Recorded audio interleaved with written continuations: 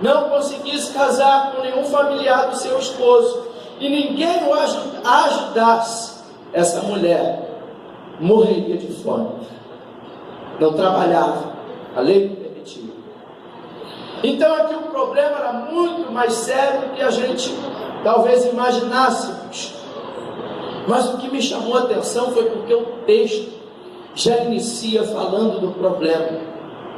O texto não vai falar para nós a história desse homem que pretendia ser um profeta. O texto não vai falar para nós as qualidades deste servo de Deus. O texto não mostra aqui a história dessa mulher. Se ela orava, quantas vezes ela orava, o que ela fazia para Deus, o texto não fala nada disso. O texto já mostra uma realidade triste que esta família estava enfrentando. E o mais interessante, aqui está uma família de servos de Deus. Esta mulher aqui era crente, não era alguém lá fora, não era alguém que estava afastado do Evangelho, era crente. Crente também enfrenta dificuldades. É muito bom a gente pregar uma mensagem, por exemplo, de prosperidade, de portas abertas, de vitória, de cura, de milagres. Eu gosto de pregar.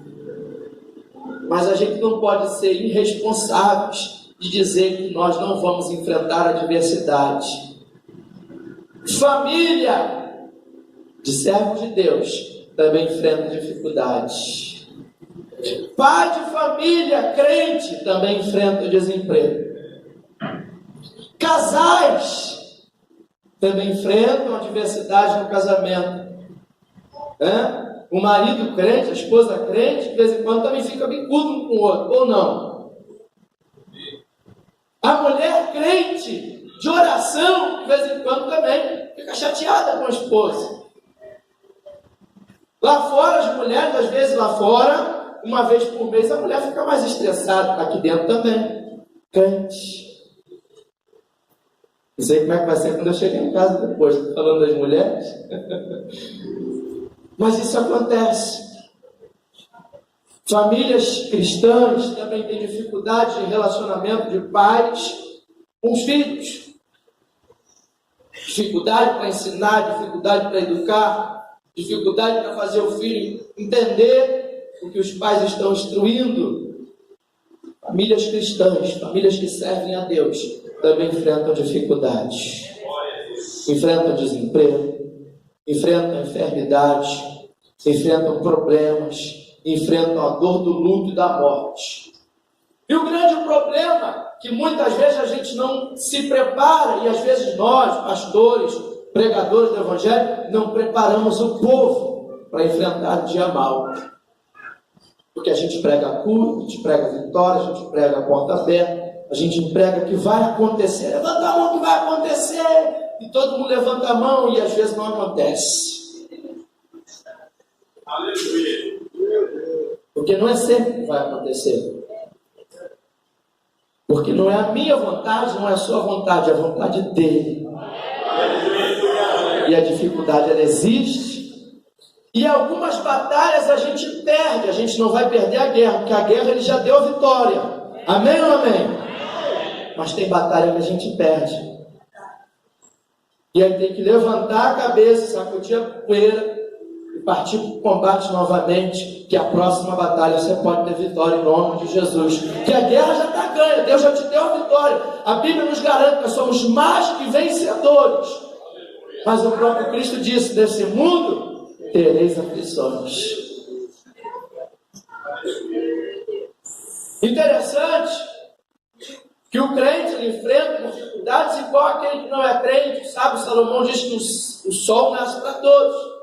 E aonde está a diferença disso tudo? A Bíblia vai dizer que nós temos o socorro bem presente na hora da angústia.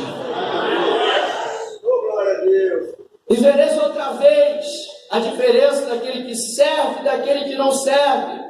Os dois enfrentam dificuldades. Os dois podem até se achar no fundo do poço. Mas quem não tem a quem recorrer, pensa que ali acabou.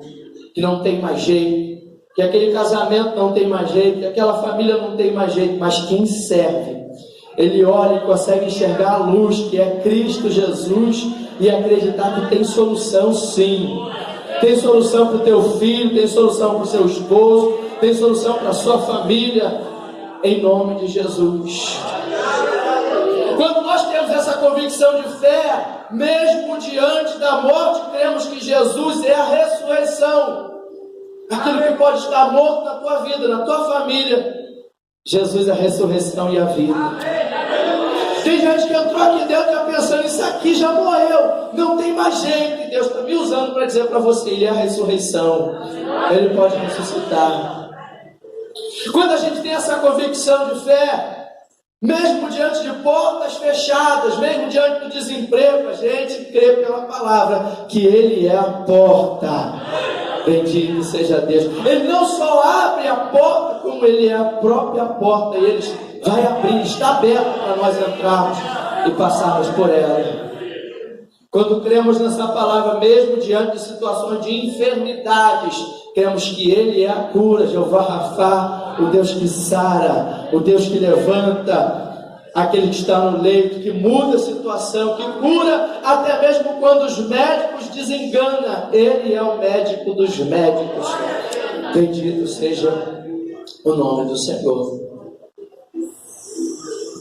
E aqui o texto vai dizer que essa mulher que havia ficado viúva, além de estar sofrendo, e crente também enfrenta dificuldade, sofrendo a dor do luto do seu esposo, da perda do seu esposo, tinha um outro grande problema. Ela não conseguiu se casar com nenhum familiar, com nenhum parente próximo do seu esposo. Ela não conseguiu ajuda de ninguém. E era crente.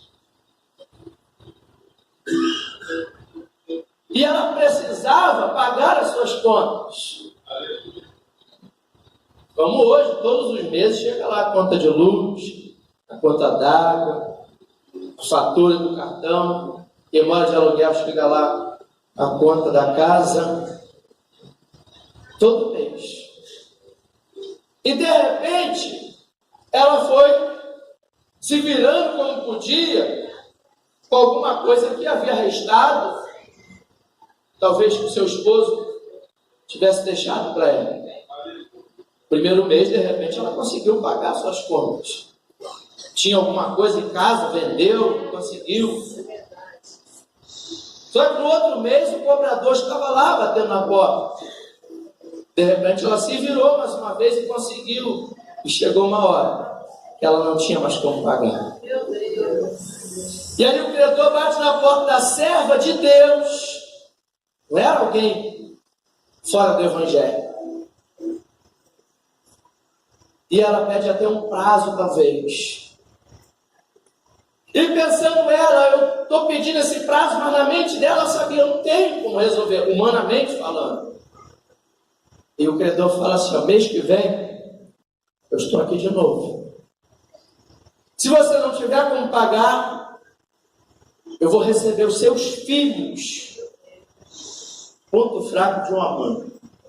Vou receber os seus filhos como parte do pagamento. Mas o problema não é só isso. No outro mês, as nossas contas são todos os meses, nos outros meses. Como é que ela faria? Ela ia acabar perdendo a casa e até morrer de fome. Mas o texto vai ser claro quando diz que ela era mulher, que ela foi mulher, foi esposa de um filho de um profeta. Não é filho biologicamente falando, era alguém que estudava na escola de profeta, pretendia ser um profeta de Deus.